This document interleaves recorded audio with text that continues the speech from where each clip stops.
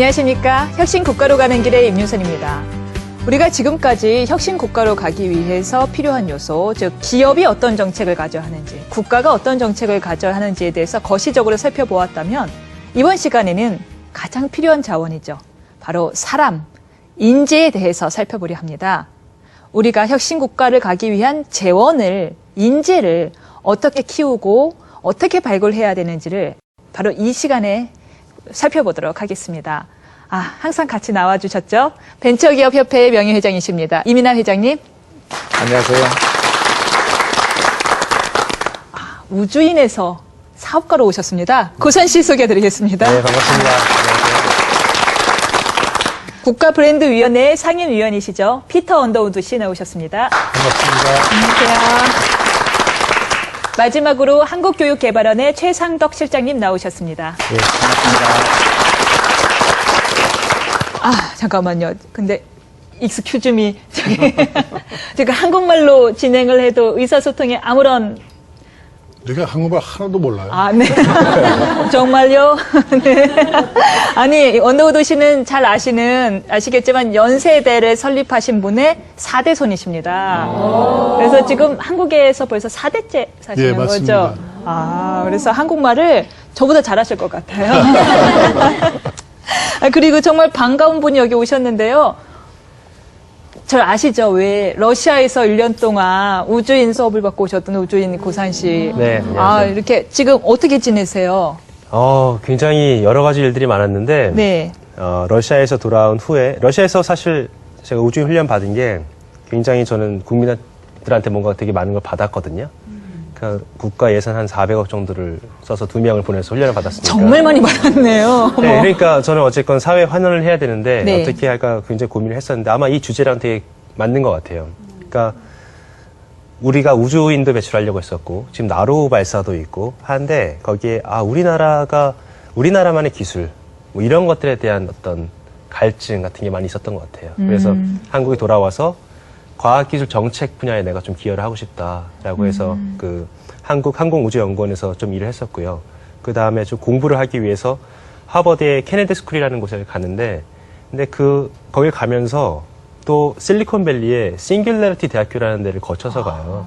근데 그곳에서 했던 경험이 저로 하여금 지금 창업을 서포트하는 그런 타이드 인스티튜트라는 비영리 단체를 만들어서 운영하게 했습니다. 아마 오늘 그런 얘기도 제가 중간중간 드릴 수 있을 것 같습니다. 네, 오늘 이렇게 특별한 분들 모시고 교육에 대해서 논의를 하게 될 텐데 그 전에 교육에 있어서 가장 중요한 것이 롤모델을 심어주는 거라고 생각을 해요. 사실 많이 해보셨잖아요. 쟤처럼만 해. 그죠? 그렇다면 우리가 오늘은 정말 롤모델이다. 요즘 많은 청년들의 롤모델이 될 만한 분들이 누가 있는지 먼저 화면으로 보고 그 다음 대화를 이어가도록 하겠습니다. 화면 보시죠. 세계적 기업 마이크로소프트를 설립하며 개인용 컴퓨터 시대를 연 빌 게이츠. IT 시대를 꽃피운 천재, 세상을 바꾼 위대한 혁신가로 불리는 애플 공동 창업자 스티브 잡스. 전 세계 8억 명이 사용하는 커뮤니케이션 공간을 탄생시킨 페이스북 CEO 마크 주커버그. 세계 IT 시장을 선도하는 실리콘밸리를 중심으로 세계는 혁신 인재 양성에 주력하고 있다. 지적 자산이나 브랜드 등 무형 자산의 중요성이 커지면서 아이디어를 창출할 수 있는 인재 확보는 미래의 경쟁력이 되고 있다. 미래 산업 기반을 이끌어 나갈 글로벌 핵심 인재 확보. 세계 각국은 지금 보이지 않는 전쟁을 하고 있다. 세계 시장을 무대로 경쟁하는 지식 기반 사회. 미래 혁신 국가를 이끌 한국의 주인공은 누가 될 것인가?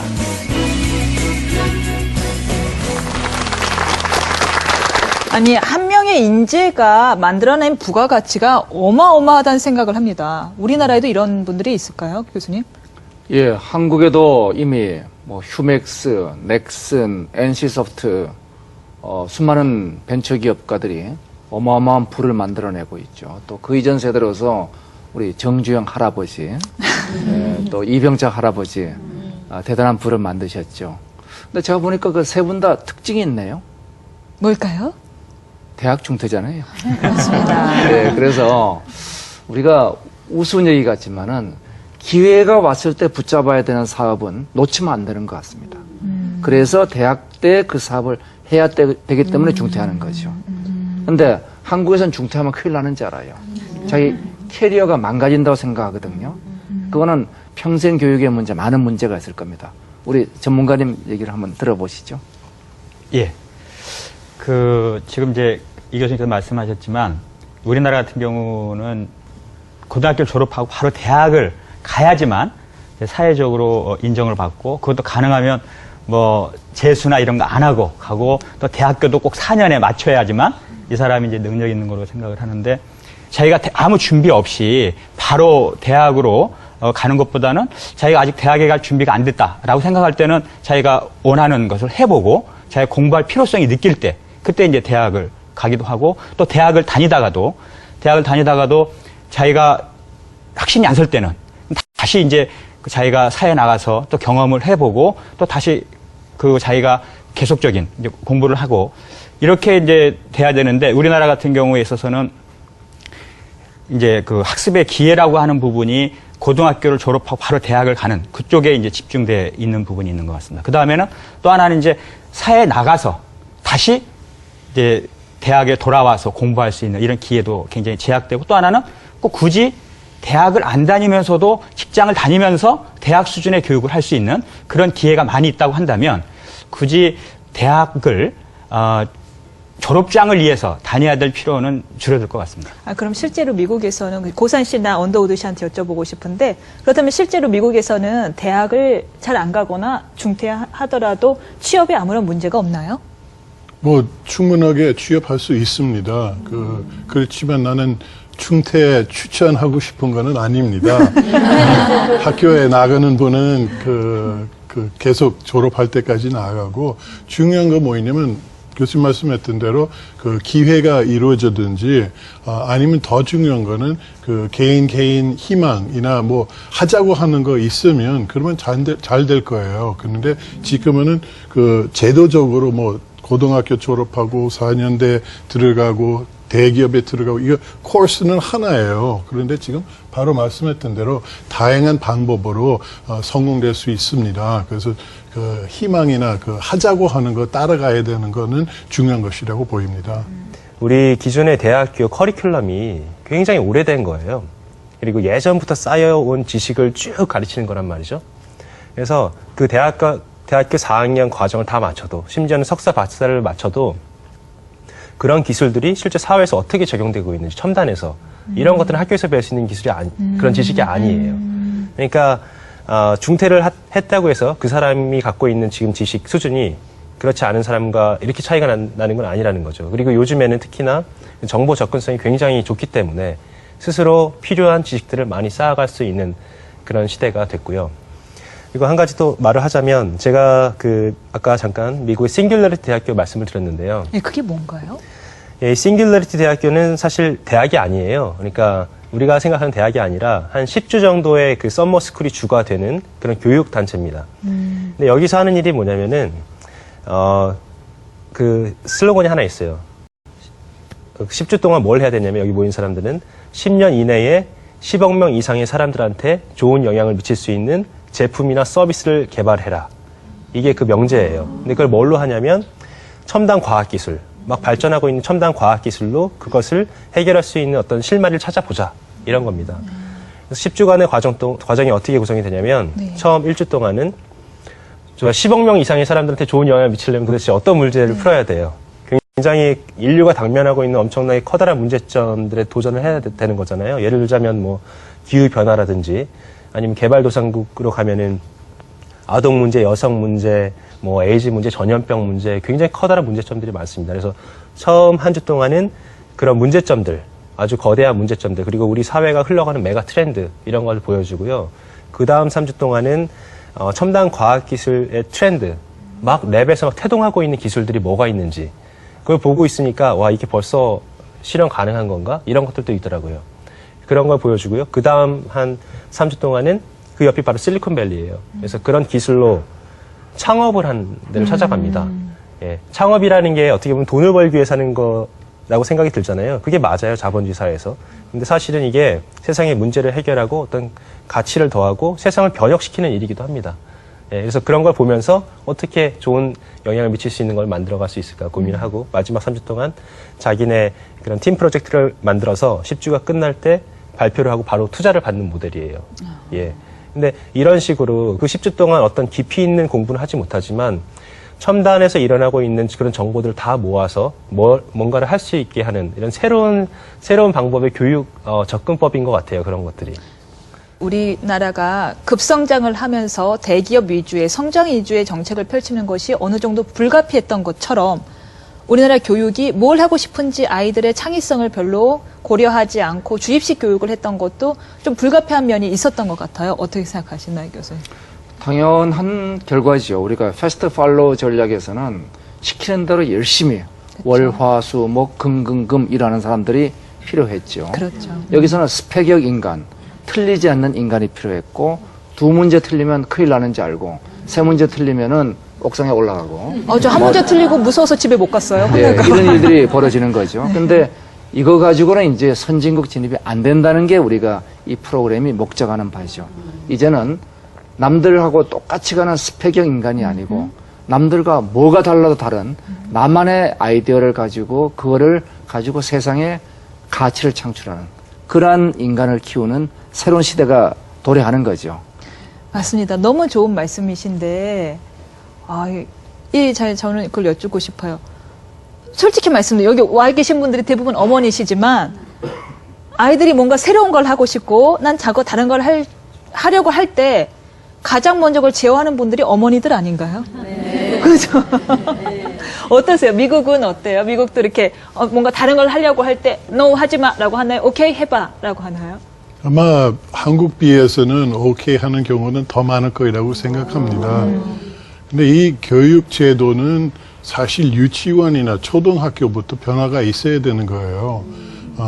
다 같은 공부, 같은 시간에 같은 문제 풀리는 제도보다 조금 대화 이루어지고 토론도 이루어지고 이런 교육 시스템을 개발해야 나중에 내가 원하는 거 뭐인지 내 희망은 뭐인지 이런 거는 이루어질 수 있습니다. 근데 고등학교나 대학교 가면 벌써 좀 늦은 상태 아닌가 하는 제 생각이에요. 그래서 초등학교부터 초기부터 좀 자유롭게 또는 대화 이루어지는 교육 시스템으로 변하면 그러면 우리 혁신이나 또는 창조성은 많이 좀 키우겠다고는 생각이 있습니다. 실제로 미국에서는 초등학생이나 유치원생들도 이렇게 손을 두고 이야기를 하는 경우가 많죠. 맞습니다. 사실 미국 교육 시스템에 질문 많이 물어보는 학생에는 좋게 보입니다. 관심도 있고 배우려고도 하고 그거 사실 저도 대학교 다닐 때 대답이 알면서도 제가 손 들고 질문 물어본 것도 있었어요. 왜 교수 좋게 보이기 위하여. 그래서 그 모습은 미국식에는 익숙돼 있습니다. 그렇군요. 네. 제가 궁금한 거는 솔직히 이런 생각을 해요. 어떤 식으로 제도가 바뀌든 간에 우리나라 사람들 특유의 무조건 1등 우선의 마음가짐, 저도 그렇게 봐왔고요. 이 마음가짐이 있는 상태에서는 어떤 교육제도가 바뀌든 간에 선행학습이 우선되고 주입식 학습이 우선될 수밖에 없다는 생각이 조금 드는데 항상 정답 우선의 원칙 그런 제 생각이 틀렸나요? 그러니까 잣대가 하나만 있으면 그런 일이 벌어지죠. 그러니까 여러 개의 잣대가 있어야 되는 거죠. 어떤 사람은 음악을 잘하고 어떤 사람은 공부를 잘하는데 공부 잘하는 사람 또 어떤 사람은 창의력 있는 문제를 잘 풀고 어떤 사람은 암기력이 있고 이 다양한 잣대를 가지고 평가하는 다양성의 시대가 돼야 되는 거죠. 그래서 내가 나의 길을 간다는 것은 뭐냐 그러면은 그 잣대가 하나가 아니기 때문에 갈 수 있는 거죠. 우리는 지금 한 개의 잣대로 재잖아요. 또 두 번째 문제는 우리는 내가 새로운 생각을 해서 얻는 점수보다 틀리지 않는 게 훨씬 이득입니다. 그래서 이게 객관식 시험 문제에 여러 가지 문제가 돼 있는 거죠. 그래서 이 교육 시스템의 변화라는 게 제가 보기엔 큰 철학의 변화입니다. 맞습니다. 제가 최 실장님한테 얘기 들었는데 미국에서는 조만간 객관식 문제를 다 없앤다면서요. 예. 그러니까 이제 지금 미국에서는 이제 그 교육에서 가장 큰 고민이 일단 이제 중하위 학생들의 수준을 이제 높이는 부분이 이제 그 미국의 대학 교육 이제 교육 정책의 핵심 부분인데 그러려다 보니까 나름대로 상당히 이제 표준화를 좀 이렇게 하게 돼서 최소한 이 정도 학년이 되면 이 정도 수준은 배워야 된다. 이제 그러다 보니까 이게 이제 그 표준화된 시험으로 그 표준을 이렇게 하다 보니까 미국에서도 이제 자꾸 시험 공부 준비하는 우리나라 식으로 되는 그런 문제가 생기기 때문에 이런 21세기에 요구되는 어떤 창의적이거나 어떤 혁신적인 능력이라든가 그러니까 바람직한 그런 능력을 키워주기에는 이런 객관식 시험으로는 안 되겠다라고 해가지고 지금 그 이제 정부 차원에서 가장 역점을 두고 하고 있는 부분이 새로운 평가 시스템을 만들자라고 해가지고 이제 두 가지 축으로 되어 있습니다. 그래서 그 모든 주들이 이제 그런 그 두 개의 컨소시엄을 참여해서 그 되고 있는데, 그러니까 결국은 이런 이제 21세기에 요구되는 그런 역량을 제대로 평가할 수 있는 그런 이제 평가 시스템을 만들기 위해서 굉장히 많은 예산과 노력을 들이고 있습니다. 이제 사실 사지선다형 객관식 시험이라고 하는 것은 굉장히 값싼 시험이거든요. 짧은 시간에 그러니까 적은 비용으로 들이는 비용 장점은 있지만 실제적으로 사회에서 필요하는 그런 역량을 충분히 측정하는 데는 한계가 있기 때문에 그런 이제 사람들의 어떤 그 사고력을 측정할 수 있는 그런 그 평가 방법을 개발하기 노력을 하고 있습니다. 네, 저도 잠깐 하나 덧붙이면 그 계속 교육이 우리나라 교육이 그 정답과 관련해서요. 문제를 해결하는 능력이잖아요. 문제를 풀어내는 능력을 많이 그거 잘하셨잖아요. 서울대 수학과 나오셨잖아요. 예, 그렇죠. 정말 잘하셨잖아요. 네, 문제를 해결하는 능력을 막 키워주는 그런 교육인데, 당연히 필요한 거예요. 근데 더 필요한 거는 뭐냐면 이제는 스스로 문제를 규정할 수 있는 능력을 키워줘야 되거든요. 문제를 만들 수 있는 능력. 그러니까 그 수학 문제를 만드는 게 아니라 세상에 뭐가 문제고, 예, 그러니까 어떤 것을 우리가 해야 되고 스스로 그걸 결정할 수 있는 능력, 문제 세팅을 하는 능력, 예? 나의 길을 결정할 수 있는 능력, 이런 것들을 줘야 되는 것 같은데 그게 아마 창조성이랑 연관이 되는 것 같아요. 네. 그러니까 뭐 창업도 마찬가지인 것 같아요. 창업이라는 게 뭐 돈 벌기 위해서 하는 거라 생각할 수도 있지만 사실은 사회를 변혁시킬 수도 있는 거고 그 툴을 통해서 또는 사회 가치를 더할 수 있는 건데 내가 도대체 어떤 분야에서 어떤 걸로 무엇을 바꾸고 싶은지, 뭐가 세상의 문제인지 모르면은 아무것도 할 수가 없는 거잖아요. 문제는 풀 수는 있는데 뭐가 문제인지 몰라요. 그럼 어떻게 되겠어요? 남이 규정해 놓은 문제를 갖고 와서 거기서 우리의 어떤 틈새 시장이 있는지를 보고 그걸 따라가는 수밖에 없는 거예요. 그러니까 요즘에 창업을 할 때도 글로벌 창업을 해라라고 말을 하는데 그러려면은 우리가 규정해 놓은 새롭게 규정할 수 있는 문제를 규정할 수 있는 그런 능력이 있어야 되는 거예요. 안 그러면 남이 규정해 놓은 문제를 따라가다 보면 이미 글로벌 강자가 있는 거고 퍼스트 무버가 있는 거고 포화가 되어 있고. 예, 거기는 글로벌로 나갈 수가 없는 거죠. 국내 시장으로 갖고 들어올 수는 있지만. 너무 중요한 말씀이시네요. 정말 정답 위주라면은 남이 해놓은 치킨 사업이 잘 된다. 그럼 다 치킨 사업만 할 때 여기서 문제점이 무엇이고 빈틈새가 어딘지를 찾을 수 있는 능력이 생기겠네요. 그게 바로 창조적 인재의 특징이죠. 아, 그렇군요. 지금 이면하 교수님이 말씀하신 창조적 인재의 특성이라고 하셨는데 이와 같은 창조적 인재를 키우고 교육시키는 과정이 있다고 합니다. 예, 저희가 공교육이 혹은 사교육이 해주지 못하는 과정이 만들어지고 있다고 하는데요. 그 과정 먼저 화면을 보시고 그 다음 대화를 이어가도록 하겠습니다. 화면 보시죠. 차세대 영재 육성 프로젝트가 진행되고 있는 이곳. 중고등학생들을 대상으로 매달 2차례 온라인 강의와 스마트폰, 로봇 등 다양한 주제의 캠프를 하고 있다. 캠프는 조별 프로젝트로 진행되어 협동을 통한 문제 해결 과정을 교육. 학생들은 각자 지식 정보 등을 나누며 아이디어를 만들어낸다. 이렇게 습득된 지식으로 개인별 3가지 이상의 특허를 출원하고 전문 강사의 도움을 받아 자신만의 지적 재산을 창출한다. 미래 사회를 이끌어갈 영재 육성. 이런 기회를 통해 학생들은 저마다 꿈과 비전을 심어나가고 있다. 좋은 선생님과 친구들과 의논하면서 꿈도 더 구체적으로 실현시킬 수 있었던 것 같고 좋은 시설에서 이렇게 공부한 점이 가장 좋은 것 같습니다. 아니 정말로 너무 귀한 코스 같아요. 보내고 싶으시죠, 자제분들? 네. 근데 이 코스를 만드신 분이 바로 여기 나와 계십니다. 이민하 교수님이 만드신 거예요. 아니, 좀 설명 좀 해주세요. 어떤 과정인지. 2009년도에 그 한국의 미래 전략을 생각해 봤어요.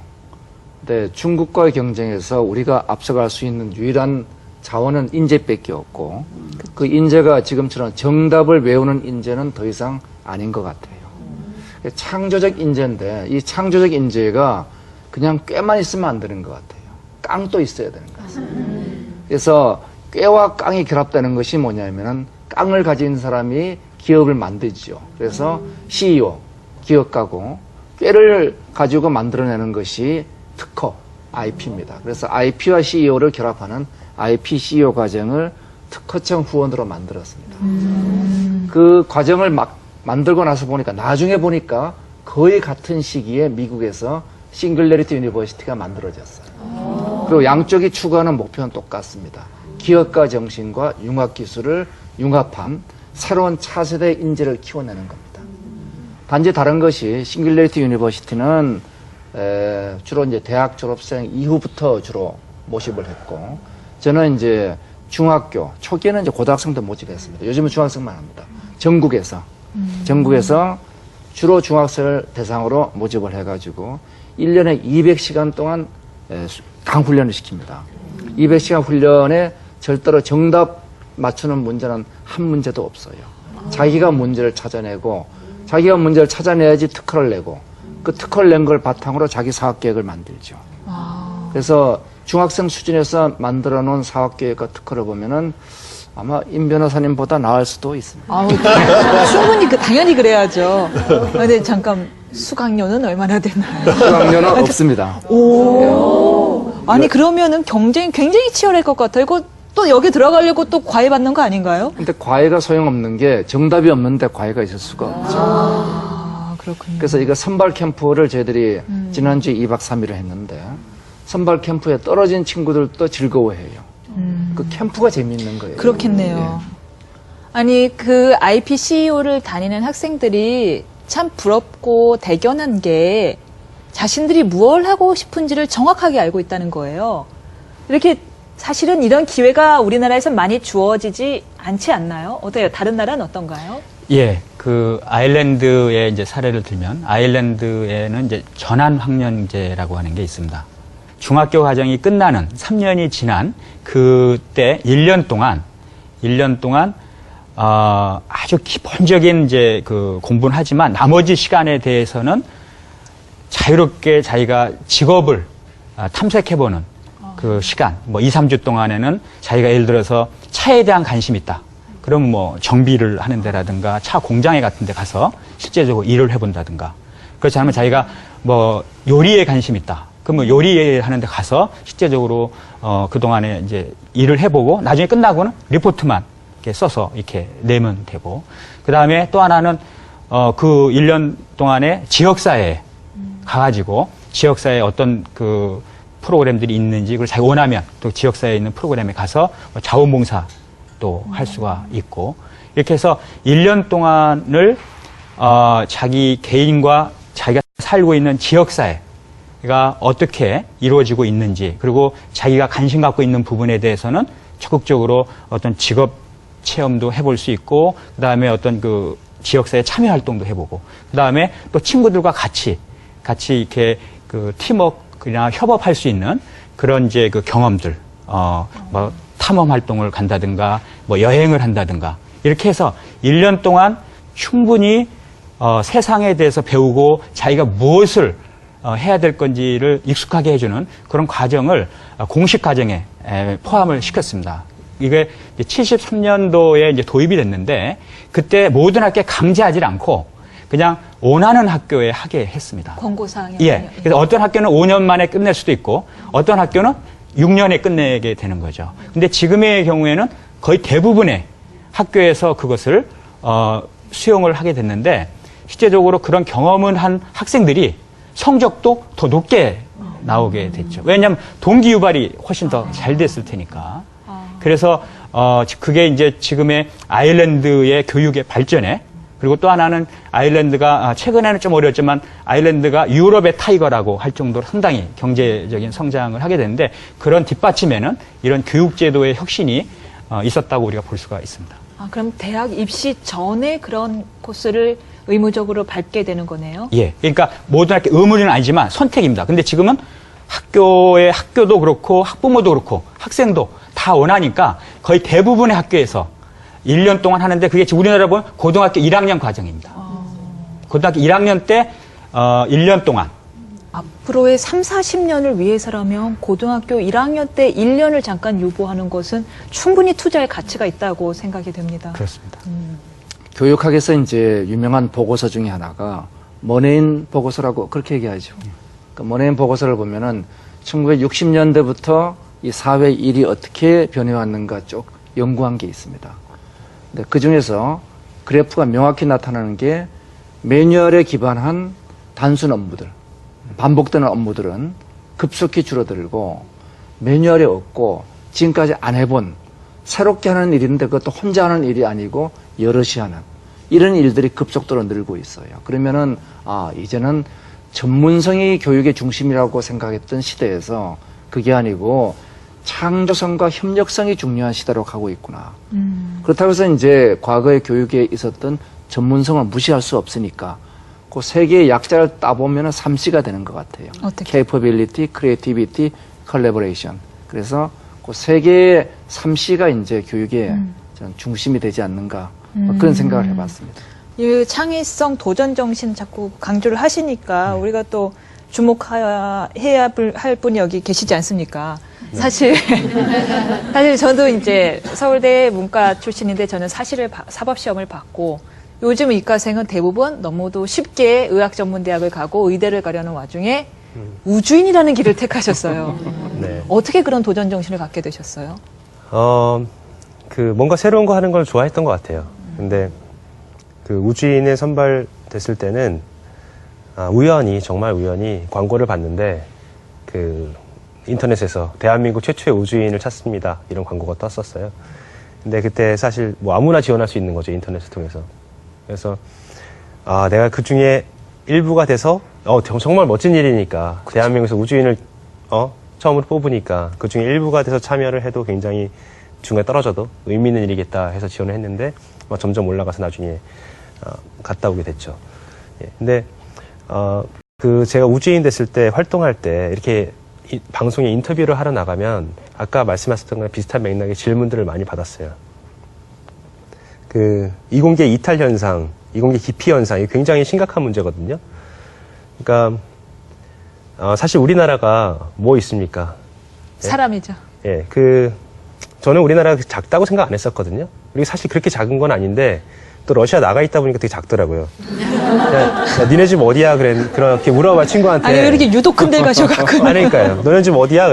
그러니까 여기 모스크바에서 멀지 않아? 모스크바에서 남쪽으로 500km만 가면 돼. 가까워. 우리 500km 가면 또 바다에 빠지잖아요. 그렇죠. 옆집이야 5시간. 예. 그래서 되게 작은 나라인데 불구하고 그리고 그 수십 년간의 일제 강점기 그리고 우리 6.25 전쟁 이걸 완전 초토화가 됐었잖아요. 우리나라 전체가.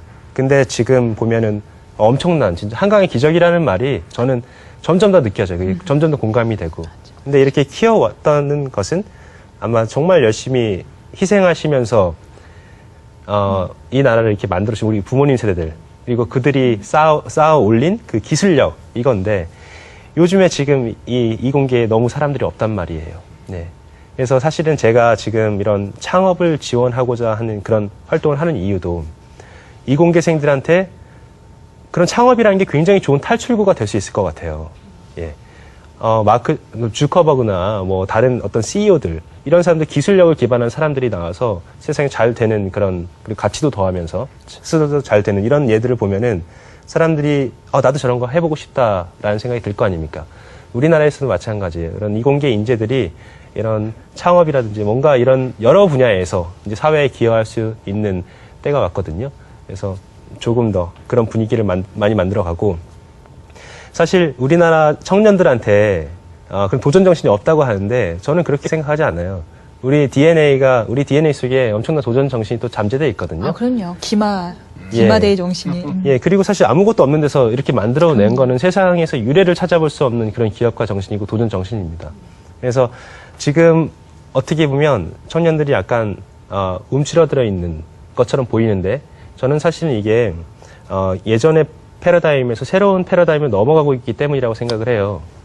그러니까 예전에는 문제가 외부에서 주어졌어요, 다. 그러니까 뭐냐면 처음에 경제 발전을 맞아요. 해냈어야 배고팠고요. 됐어요. 네. 예, 살아남기 위해서. 네. 그 다음에는 민주화를 해냈어야 됐어요. 그렇죠. 예? 이런 커다란 문제들이 외부에서 주어졌단 말이에요. 근데 지금 세대는 어떤 상황이냐면 이런 것들이 많이 해결이 됐어요. 그래서 스스로 문제를 찾아야 되는 시기가 온 거예요. 이제 드디어. 뭔가를 내가 문제를 찾아내고 그걸 해결해 나가는 그런 시대로 전환하는 시기여서 지금 좀 굉장히 답답한 것처럼 느껴지지만 무기력하고요. 예, 사실은 지금 이게 잘 이행이 돼 가고 있는 것 아닌가. 지금까지 너무 잘해왔고 앞으로도 충분히 가능성이 많이 보이고 그리고 아까 그 우리 농담처럼 뭐 중퇴 얘기도 하고 그랬었는데 사실 미국에서는 어떻게 하면 대학 많이 보낼까 고민하고 있거든요. 미국 정부는. 우리도 교육열 굉장히 좋다고 봐요. 다만 거기에서 채워지지 않는 부분도 우리가 스스로 채워나가든가 아니면 다른 섹터에서 그런 걸 채워주려는 노력을 해야 된다든가 그런 생각이 너무 듭니다. 좋은 말씀이십니다. 인상 깊은 말씀이세요. 근데 이제 이공계 기피에 이제 마음 하셨는데 사실 제일 마음 아파하실 분은 이제 이민아 교수님이신 것 같아요. 근데 왜 이렇게 다들 이공계를 기피하는 걸까요? 기대값이 낮죠. 일은 힘들고 공부하기도 힘든데 보수는 적어요. 그러니까 당연히 이공계를 기피하게 되죠. 여기서 두 문제를 가만히 비교를 해보면은 한국에는 개방된 분야가 있고 개방 안 된 분야가 있습니다. 이공계에 관계된 분야들은 거의 다 개방돼 있어요. 그리고 이들의 경쟁력은 대부분의 부분이 세계 탑5에 들어가 있습니다. 그런데 개방 안 된 분야는 OECD 바텀 5에 들어가 있어요. 그런데 우리나라 대한민국의 인재들이 몰려가는 분야는 개방이 안 된 분야로 몰려갑니다. 바로 여기에 문제의 핵심이 있습니다. 비개방 분야가 받는 프리미엄, 이것이 워낙 크다 보니까 우리 인재 자원의 적절한 분배가 왜곡돼 버린 거죠. 제가 더 얘기하면은 저 찔리기 시작합니다. 법조계에서 제가 혼날 수 있으니까 저 찔리기 시작합니다. 그만하겠습니다. 네. 참고로 지금 생각해보니까 제가 연대 중퇴했습니다. 어떤 이공계를 아니죠? 아니요. 저는 솔직히 이 말씀 드리고 싶어요. 이공계 이탈, 이공계 위기라는 말씀만 자꾸 하시는데 저는 인문학도로서 인문학은 죽은 지 오래됐거든요. 아예 언급도 안 돼요. 인문학은 왜 이렇게 된 걸까요, 실장님? 그러니까 인문학이라고 하는 것 자체는 사실은 이렇게 안전한 길이라기보다는 계속적으로 이렇게 깊게 사고하고 새로운 것을 이렇게 만들어가는 이제 그런 부분들이 굉장히 창작적인 이런 부분이 필요한데 이제 그러기 때문에 상당히 이제 이연 부담도 많이 이제 커지게 되는 거죠. 근데 그래서 이 사회가 그런 이연 부담이나 어떤 단기의 성공을 너무 개인에게 기대하지 말고 그 사람들에게 충분히 자기의 어떤 생각을 키우고 경력을 키울 수 있는 기회를 주고 또 그다음에 한두 번 실패를 하더라도 그것을 어떤 사회적인 경험으로 이렇게 만들어주는 그런 이제 그 시스템들이 된다고 한다면 인문학에 대해서도 관심 갖고 거기에 대해서 이제 적극적으로 계속적인 자기 진로를 개척해 나가는 그런 사람도 많이 나오지 않을까 이런 생각을 하게 됩니다. 제가 그 한마디 보탤게요. 새로운 혁신이 일어나는 과정을 보면은 인문학이 인간이 무엇을 원하는가 하는 니즈를 만들어줍니다. 그다음에 그 니즈에 대해서 새로운 가치를 현실화시켜주는 게 테크놀로지가 그걸 만들어줍니다. 그래서 두 개가 결합할 때 혁신이 탄생되는 거죠. 이제는 그 두 가지가 없으면 한국은 앞으로 못 나가는 거죠. 그래서 동업해야 됩니다. 인문학과 이공계. 좋은 말씀이십니다. 그럼 이제 우리도 노벨상 탈 수 있는 건가요? 네, 탈 수 있을 것 같나요, 은다우리 선생님? 네, 충분하게 탈 수 있습니다. 다만 하기 위하여 변화가 있어야 되고 아까도 실패에 대해서 잠깐 말씀했는데 우리 실패하면 좀 덮어버리고 안 보이려고 합니다. 근데 사실 실패할 경우에 이거 왜 이루어졌는지, 이거 잘못된 부분은 어떤 거인지 해석해가지고 케이스 스터디 할 때 베스트 케이스뿐만 아니고 워스트 케이스도 공부해가지고 이거 왜 안 됐는지 에디슨은 전구 만들기 위하여 1000번 시도해봤다고 그래요. 이거 해보고 안 되니까 다른 거 해보고. 그래서 그 실패했던 거는 이해해가지고 이거 왜 안 됐는지 따라서 조금 더 좋게 만들고 그렇게 1000번 정도 시도해보고 성공이 됐던 거입니다. 그래서 지금 실패하는 거는 우리가 안 보여주려고 좀 덮어버리려고 하는 거인데 그거는 조금 더 공개해서 공부하고 배워서 나가면 그러면 우리가 진짜 많이 배울 수 있다고 노벨상까지 갈 수 있다고는 자신 있습니다. 왜 우리가 노벨상을 쫓아가나요? 노벨상 같은 걸 만들면 되죠. 이것도 굳이 쫓아갈 필요 없는 것 같아요. 좋은 생각입니다. 네. 예. 근데 생각을 해보니까 우리나라는 기본적으로 경제적 여유가 너무 없다 보니 실패를 용납하고 기다려줄 수 있는 시간이 워낙 없었던 면도 있는데 이제는 이제 중진국에서 선진국으로 나아가는 만큼 마음의 여유도 가져야 되지 않을까 하는 생각을 제가 하게 조금 됩니다. 다르게 보입니다. 네. 실패는 어쨌든 이루어지는 거입니다. 그 어쩔 수 없이. 그래서 우리가 여유 없었다고 하는 거는 사실 실패는 교육 기회인데 우리가 그거 그냥 버리는 거이니까 자원은 버리는 거입니다. 그래서 우리가 여유 없다고 하는 건 조금 잘못 보는 것 같습니다. 그러네. 저희가 우리 집에서 전복 내장을 다 버렸던 것처럼 그 아까운 걸 다 버렸네요. 한마디로 네. 지금까지의 효율 경제와 앞으로의 혁신 경제의 가장 큰 차이는 실패죠. 지금까지는 실패는 열심히 안 한 불성실한 사람이었고, 근데 혁신 경제의 실패란 것은 새로운 걸 추진하면은 다 어떻게 성공해요. 그중 일부는 실패하게 돼 있죠. 실패로부터 배워서 새롭게 성공을 해나가는. 그래서 혁신은 실패하고 손바닥 앞뒤예요. 실패를 이제 실리콘밸리에서는 얼마 전까지는 실패를 지원하라 그랬습니다. 이제는 실패를 찬양하라. 예, 그래서 실패의 미학이 혁신 경제입니다. 매우 비싼 걸음이네요. 예. 실패 안 했던 사람은 열심히 안 했다고 볼 수도 있어요. 노력하지 않았다고. 새로운 방향을 가려고 노력 안 했기 때문에 안전하게 갔죠. 너무 실패하는 자들에게 너무 큰 용기인 것 같아요. 실패하는 자는 열심히 살지 않은 자이다. 예. 그리고 우리가 이제 사실은 공부할 때 가장 중요한 게 뭐냐면 남의 생각을 정리를 잘하는 사람이 공부를 잘한다고 지금까지 했거든요. 근데 이제 그 관점이 바뀌어야 될 것 같아요. 남의 걸 잘 정리한 게 아니라 너의 생각이 뭐냐를 물어보는 게 굉장히 중요한 것 같습니다. 그러니까 결국은 창의성이라고 하는 것은 남의 것을 정지하는 데서 나오는 게 아니라 거기에 자기 것을 갖다가 자기 관점에서 새롭게 해석하고 자기의 생각을 내놓는 부분이기 때문에 우리가 공부를 하는 거에 대해서도 좀 관점을 좀 이렇게 바꾸게 되고 지금 말씀하셨다시피 실패를 두려워하게 되면 이제 앞으로 우리가 인터넷 공간이라도 수많은 사람들을 만나고 새로운 다양한 사람들을 만나게 되는데 결국 자기 생각을 못 표현을 하게 되거든요. 근데 자기 생각을 못 표현하게 되면 결국 남의 생각을 배울 기회도 없어지는 거예요. 그렇기 때문에 우리가 자기의 생각을 표현하고 자기의 그것을 해서 또 그것이 잘못된다 하면 그것을 통해서 또 배우는 그런 과정들이 우리의 학습의 실제적인 중심으로 와야 될 것 같습니다. 좋은 말씀이십니다. 그러면 이제 우리 혁신 국가로 가는 길의 마지막 주제였는데요. 우리 교육과 인재 양성 교육을 위해서 필요한 요소가 무엇인지를 조금 더 짧게 한 말씀만 더 해주셨으면 감사하겠습니다. 예.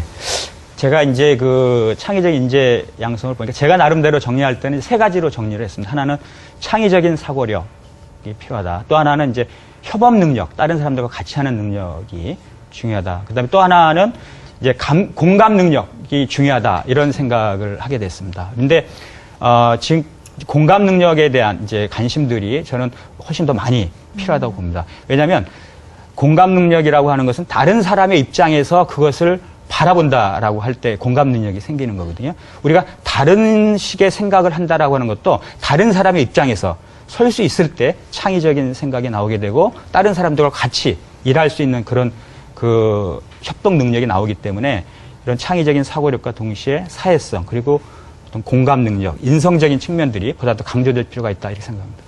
네. 너무 완벽한 사람을 원하시는데. 창의력과 공감 능력. 네, 언다우드 선생님. 저는 생각이 많이 비슷합니다. 바로 말씀했던 대로 남이 하는 말이 들어가지고 아, 그거 맞을 수도 있다. 그러면 스스로 내 생각은 변화하는 거, 그거는 자연스럽게 자꾸 이루어지는 문화가 되면, 환경이 되면, 그러면 창의성이 많이 이루어질 것입니다. 자꾸 내 주장만 이렇게 밀으려고 하는 거이면 어렵다고 생각합니다. 진짜 잘 설명했습니다. 네, 감사합니다. 또 이민환 교수님. 예, 지금 창조성 교육이 필요하다는 총론에 대해서는 제 생각에 별로 반대가 없을 거예요. 그런데 실제 구형 과정에 들어가면은 평가할 방법이 없어요. 창조성이란 것은 정답이 없는 거잖아요. 정답이 없는 거 가지고 선생님이 점수를 주면은 당장 학부모님들이 몰려와 가지고 항의를 하실 거예요. 그래서 현장 적용이 어려울 수가 있습니다. 그래서 창의적 평가 방법의 개발이 저는 제일 중요한 것 같아요. 이 평가 방법은 제 소견, 제가 아까 IPCO에서 실험한 바에 할 것 같으면 상호 평가 이외에 다른 대안이 없습니다. 학생들끼리 상호 평가하는 거예요. 바로 이 상호 평가에 여러 가지 연구가 많이 돼가지고 창의성 평가를 제대로 할 수 있는 시스템이 뒷받침되면은 저는 한국은 신속히 이동할 거라고 보고 있습니다. 네, 고선 씨. 예, 창의성이 이제 발현되려면 뭔가 발현되기 전에 그런 재료가 있어야 될 거 아니에요? 네. 예, 뭐 벽돌이 있어야지 이제 집을 지으니까. 그런 측면에서 조금 이렇게 학생들의 또는 학생뿐만 모든 사람들의 그런 그 시야를 많이 넓혀주는, 그게 뭐 공간적인 것도 될 수 있고 한국에서 글로벌로, 또는 지금까지 과거에서 현재까지를 배웠다면은 학교 교육에서 앞으로 미래가 어떻게 변할 건지를 보여주는 그런 시야를 넓혀주는 교육이 됐으면 좋겠어요. 예, 그러면 앞에 이렇게 뭔가가 펼쳐질 것이라는 게 보여지면 거기에서 내가 이런 것도 해볼 수 있고 저런 것도 해볼 수 있고 이런 것들이 막 생각이 날 거 아닙니까? 예를 들자면 우리나라가 이렇게 발전해왔고 이미 우리 부모님 세대, 선배들 세대들이 이렇게 베이스를 닦아놨으니까 앞으로 향후 몇십 년간은 엄청나게 많은 다이나믹한 일들이 이렇게 일어날 거야. 앞으로 우리나라에서 이미 뭐 수영에서도 1등을 할 수 있고 뭐 피겨 스케이팅에서 할 수 있고 싸이도 막 글로벌 진출해서 유튜브 조회 최대가 돼가고 있고, 그러니까 앞으로 엄청나게 많은 가능성들이 있고 그 가능성이 펼쳐진 곳에서는 또 이러이러한 도구들이 있어. 뭐 과학기술이면 과학기술, 뭐 이런 것들을 저 앞에서 어떤 것들이 벌어질지를 그림을 그릴 수 있게 도와주는 그런 식의 교육이 조금 더 많이 보강이 됐으면 하는 그런 바람이고요. 그거는 뭐 교육자들이 일방적으로 주는 게 아니라 그 교육받는 학생들도 스스로 그런 게 당연히 필요하다고 생각하고 스스로 그런 교육을 자기한테 해주는 그런 게 좀 필요한 것 아닌가 그런 생각이 듭니다. 네 분의 그 경험에서 나온 말씀 잘 들었습니다. 감사합니다. 네, 혁신국가로 가는 길 마지막 시간이었습니다. 우리나라는 현재 중진국에서 선진국으로 가는 중요한 길목에 서 있습니다. 그렇다면 우리나라 가장 자신 있는 자원, 인재를 활용할 때가 왔는데요. 사실 그동안은 틀리지 않는 인재를 원했다면 이제는 다르게 생각할 수 있는 인재를 원하는 때가 온 것 같습니다. 그리고 저는 믿습니다. 의심하지 않아요. 우리는 한강의 기적을 만들어낸 뜨거운 에너지를 가진 사람들이기 때문입니다. 따라서 선진국에 맞는 또 다른 인재를 금방 만들어낼 것으로 믿습니다. 여러분들과 함께해서 행복했습니다. 감사합니다. 네 분에게도 큰 박수 부탁드리겠습니다. 임효선이었습니다.